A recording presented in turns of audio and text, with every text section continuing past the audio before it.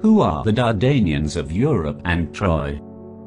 The earliest mention of Dardanians in European texts come from Homer's Iliad from the 8th century BC.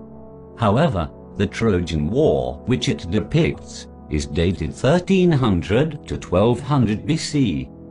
In the Iliad, Dardania, Troy, and Ilion all refer to the same mythical location in northwest Anatolia. Dardanos is the mythical founder of Dardania and the Trojan dynasty. He is the father of Ilus, from whom Ilion was named, and grandfather of Tros, after whom Troy was named. In all the myths concerning him, Dardanos is said to have migrated from the Aegean Sea to Anatolia, where he founded the Trojan lineage. Priam, the king of Troy, and father to Paris, is explicitly referred to as a Dardanian by Homer.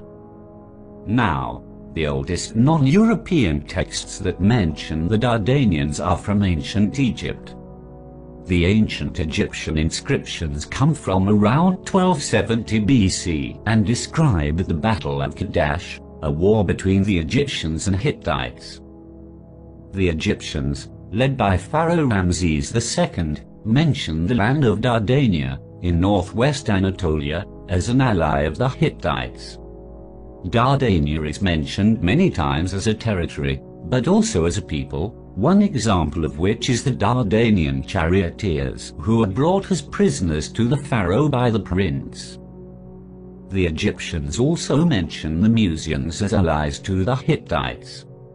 This is important since it proves that Homer's account of both the Dardanians and Musians in Troy is historically accurate, and not fiction. It's also important because the Musians, Dardanians, as well as neighboring Phrygians, are all related to each other.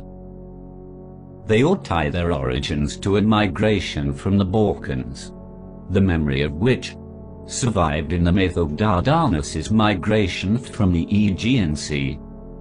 We know this migration happened due to linguistic, ethnographic, and archaeological evidence. So, what happened to the original Balkan Dardanians? Did they disappear from history like the Trojans? No, they did not. Since we have not yet found a single, ancient text from Troy, or the Balkans, the only texts we have about the Dardanians are from their recorded interactions with ancient Greeks, or Romans. We know that a powerful king named Bardulus reigned in Dardania around the years 390 to 360 BC. We know that the heart of the Dardanian territory corresponds to an area encompassing today's Republic of Kosovo, but that it extended deep south into Epirus, as Bardulus ruled over the Molossians during his reign, where he also had a war with the Spartans. The archaeological record of Dardania shows a constant undisturbed Dardanian presence around the Republic of Kosovo region since the Bronze Age. It's important to note, the name Bardulus comes from the Albanian word barda, meaning white. Variations of this name are still commonly used by Albanians today.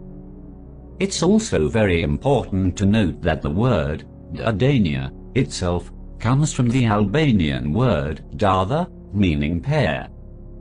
This etymology is supported by the most esteemed linguists, historians, and ethnographers in the field of Albanian studies such as Johan von Hahn, Gustav Meyer, Edith Durham, Franz Nopska, and so on, and so on.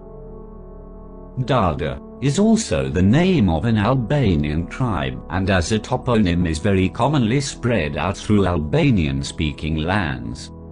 Ethnographers and historians have also noticed that the name has been translated into the Slavic equivalent in previously Albanian territories that were captured by Slavs after the Slavic invasions of the Balkans in the 7th century AD. We know this was common practice among Serbs, who translated most of the already existing place names they invaded into Serbian. One famous example is Novoburdo, which they translated directly from the already existing Nova Monte, which means the same thing, New Hill. So, what happened to these powerful Dardanians, who ruled a territory that granted them control over the trade routes to the Adriatic, Aegean, and the Danube?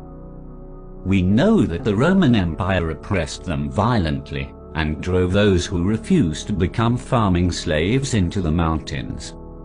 However, the Romans never fully captured the Dardanian territory. The Dardanians that did live under the Roman rule, however, contributed to the Roman Empire and its culture.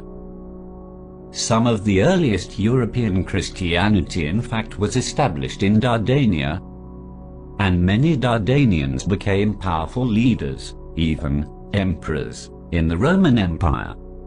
The two most famous of which are Emperor Justinian the Great and Emperor Constantine the Great. So, what happened to the Dardanians after the collapse of the Roman Empire around the 7th century? Well, we know for sure that the name Dardania was present in maps until at least 1770. We also know that there are countless place names across Dardania, Macedonia, and Epirus that show continuous Albanian phonological evolution. This means that Albanian-speaking peoples have inhabited these territories since antiquity. This is further demonstrated by the lower amount of Slavic place names around the Dardania-Albania region. It's also demonstrated by the big East-West divide in the South Slavic languages. All this shows that the indigenous Dardanians resisted, persevered, and survived the Roman, Slavic, and then the Ottoman invasions, until the current day, where we now refer to them as Albanians. On a final note, it's important to clarify that the first time the term Illyrian is used by ancient Greeks is by Hecatus, around the years 400 BC.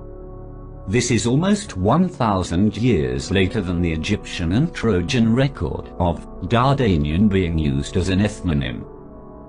Therefore, since the linguistic and archaeological sameness of the Illyrian and Dardanian cultures are firmly established, the term Dardanian should always have priority in a scientific and historical context when referring to Illyrians, as it predates greatly the term used by the Greeks, and is most likely an ethnonym, as opposed to an exonym. There is still much more research to be done. We know that in Harvard's catalogue of all ancient Greek and Roman texts, the Dardanians are mentioned at least 914 times by authors as famous as Plato, Strabo, Herodotus, and more. Despite this, almost no research is dedicated to the Dardanians. For this, there can be no intellectual justification.